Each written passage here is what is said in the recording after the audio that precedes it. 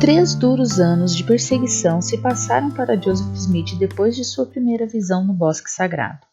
Ele estava agora com 17 anos e permaneceu fiel ao seu testemunho, embora tenha sido deixado sozinho, como se o Senhor tivesse lhe dado o grande dom de uma revelação e então observou para ver como ele reagiria a isso. Joseph disse que tinha se envolvido em atividades com leviandade e associação com pessoas joviais que ele sentia que não eram consistentes com alguém que havia sido chamado por Deus como ele.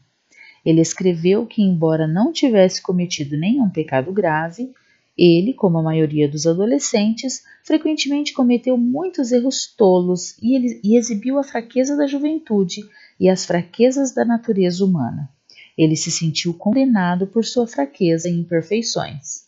O irmão mais velho de Joseph, Alvin, estava construindo uma casa e no outono de 1823 tinha 2 andares, mas não tinha telhado. Então a família morava em uma pequena casa de toras nas proximidades. Joseph e seus irmãos dormiram em um quarto no segundo andar e na noite de 21 de setembro de 1823, Joseph se ajoelhou e orou pelo perdão de seus pecados e uma manifestação de saber sua posição perante o Senhor novamente, conforme lhe disseram 3 anos antes que ele faria parte da restauração da Igreja do Senhor na terra. Joseph tinha plena confiança em obter uma manifestação divina, desde sua primeira manifestação no Bosque Sagrado.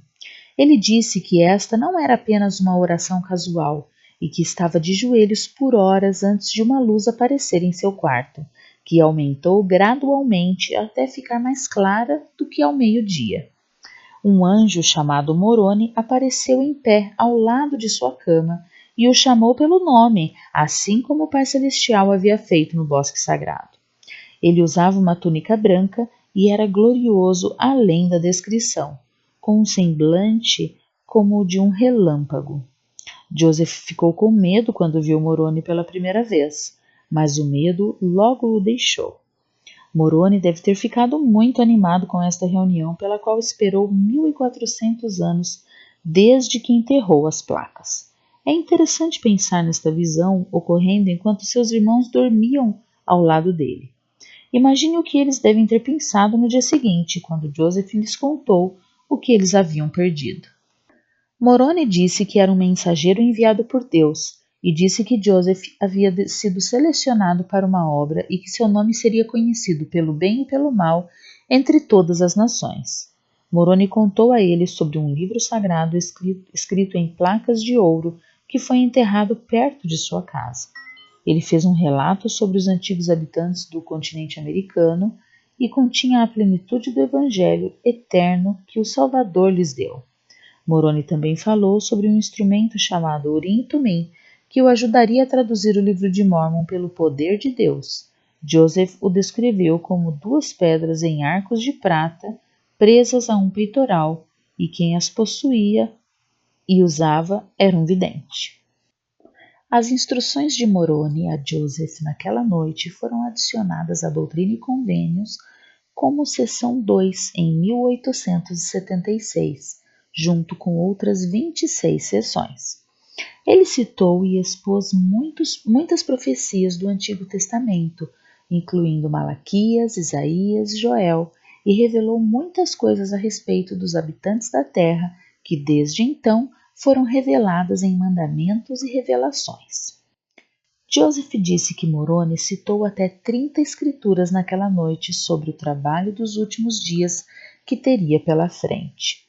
A segunda vinda do Senhor, as chaves do sacerdócio reveladas por Elias, a importância das promessas feitas aos pais e seus filhos, e as escrituras do Novo Testamento sobre o Salvador. Ele citou alguns deles de maneira diferente do que estava na Bíblia da família Smith, e enfatizou uma nova visão para Joseph sobre as chaves e convênios que estavam sendo restaurados na terra. Algumas escrituras citadas por Moroni são tão importantes que são encontradas em todas as 4 obras padrão, o que significa que devemos prestar atenção a elas. Moroni disse que o profeta Elias revelaria o sacerdócio antes da vinda do grande e terrível dia do Senhor. Elias possuía o maior poder que Deus dá ao homem, o poder de selar, que é o poder de ligar na terra e fazer com que seja ligado no céu, e coloca o selo de aprovação em todas as ordenanças feitas nesta igreja. Doutrina e Convênios 2:2 diz que Elias plantará no coração dos filhos as promessas feitas aos seus pais, e o coração dos filhos se voltará para seus pais. Esses pais se referem a nossos antepassados que faleceram sem receber o Evangelho, mas com a promessa de que com o tempo eles teriam esse privilégio. O espírito da promessa de Elias refere-se à grande obra que está sendo realizada nesta terra, para encontrar e realizar ordenanças por nossos antepassados no templo. Doutrina e Convênios 2:3 nos diz que se essa obra não fosse realizada, toda a terra seria totalmente destruída em sua vinda, ou negaria seu propósito de selar e exaltar famílias. Depois da primeira visão de Joseph no Bosque Sagrado, esta foi a próxima revelação muito importante que ele recebeu. Moroni citou e explicou muitas outras escrituras sobre as quais Joseph disse que não poderia escrever. Ele avisou Joseph que só deveria mostrar as placas e o Urim-Tumim e a couraça para aqueles a quem foi ordenado.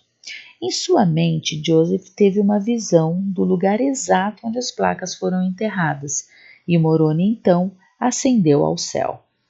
Joseph deve ter ficado oprimido e, ao tentar entender tudo o que lhe foi dito, Moroni voltou e repetiu sua mensagem, acrescentando que grandes julgamentos viriam à terra com grandes desolações pela fome, espada e pestilência nesta geração.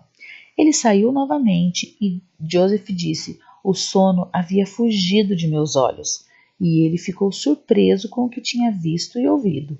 Moroni veio pela terceira vez, repetiu a mesma mensagem e avisou que Satanás o tentaria a usar as placas para ficar rico, e ele não deveria ter outro objetivo em obtê-las, a não ser glorificar a Deus e construir seu reino, ou não as conseguiria. Um galo cantou e Joseph percebeu que as visitas de Moroni haviam durado a noite toda.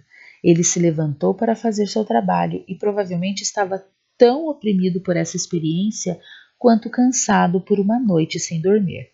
Seu pai viu como ele estava cansado e o mandou para casa.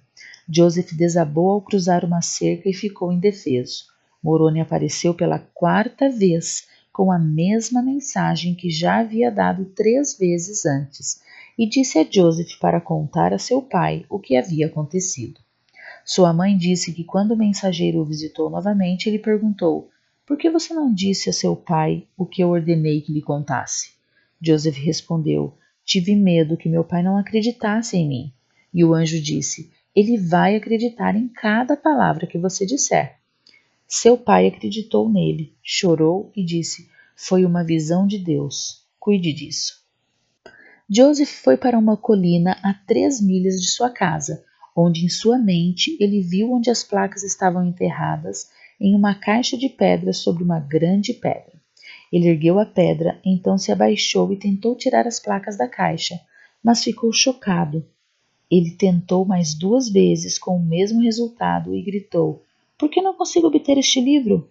Moroni apareceu e disse: "Porque você não aprendeu a guardar os mandamentos do Senhor."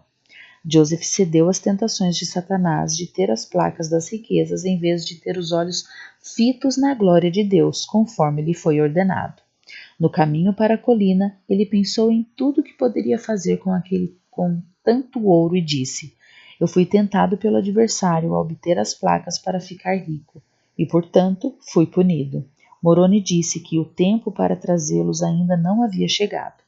Seriam mais 4 anos e Joseph precisava voltar em exatamente 1 ano até que estivesse pronto para pegar as placas.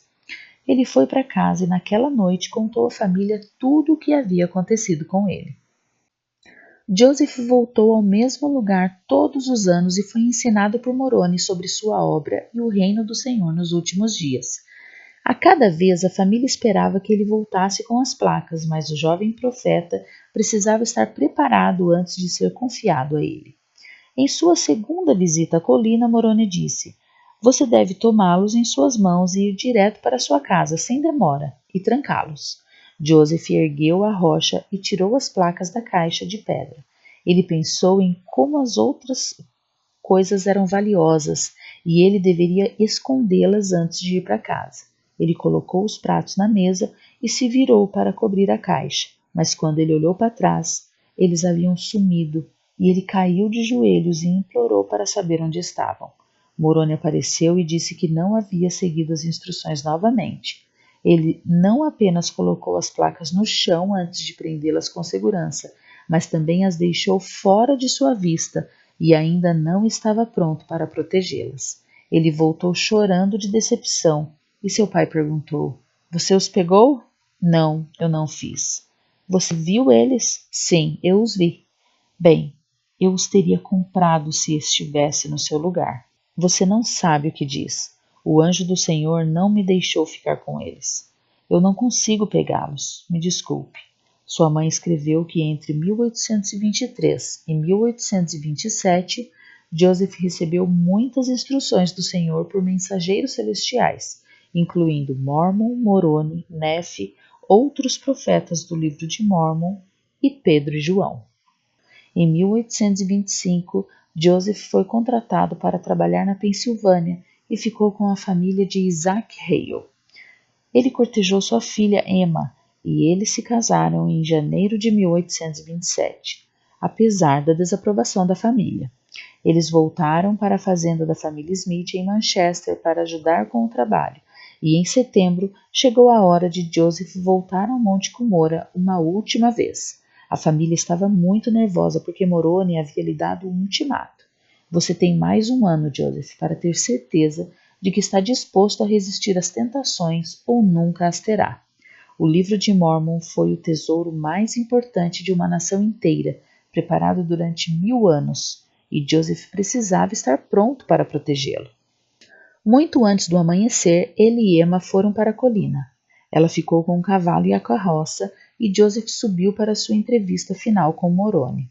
Ele recebeu as placas, o Urim Tumim e a couraça, e foi avisado para ser o responsável por eles, ou seria cortado. Mas, se ele fizesse tudo o que pudesse, eles seriam protegidos. Joseph não se atreveu a trazê-los para casa por causa de todas as ameaças. Então, ele os escondeu em um tronco por vários dias. Todos na área conheciam essa data importante e muitas pessoas queriam esse tesouro enterrado. Joseph tinha que mover as placas com frequência, às vezes apenas alguns minutos antes de aqueles que desejavam levá-las. Ao fazer tudo o que podia para seguir a exortação de Moroni e seguir o espírito, os registros sagrados foram mantidos em segurança. Para escapar da perseguição e começar a traduzir, ele foi forçado a se mudar para Harmony, na Pensilvânia. Martin Harris deu-lhe $50 para ajudar na mudança, e Joseph escondeu as placas em um barril de feijão em seu carroção. Longe da perseguição diária, ele agora precisava aprender a traduzir os caracteres escritos em egípcio reformado. Ele ficou com as placas por muitos meses antes de conseguir traduzir a primeira página.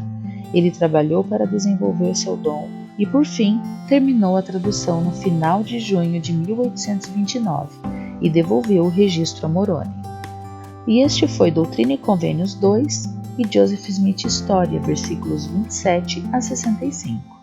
Procure por objetos escondidos ao longo deste vídeo que façam parte da história da igreja ou algo que seria comum naquela época. Em seguida, leia a descrição de cada objeto para aprender sobre a vida no século XIX. Tive muitos pedidos de mais imagens ocultas, como fiz para os vídeos do livro de Mormon para a primária no ano passado. Então, irei incluir mais imagens para você encontrar. Você pode baixar uma página para colorir e quebra-cabeças de atividades para cada sessão no Etsy Loja Ponderfan. Visite nossa página no Facebook ou ponderfan.com para encontrar mais coisas divertidas para fazer e ouvi-las como um podcast. Compartilhe esses vídeos com quem você acha que possa gostar e continuaremos fazendo novos.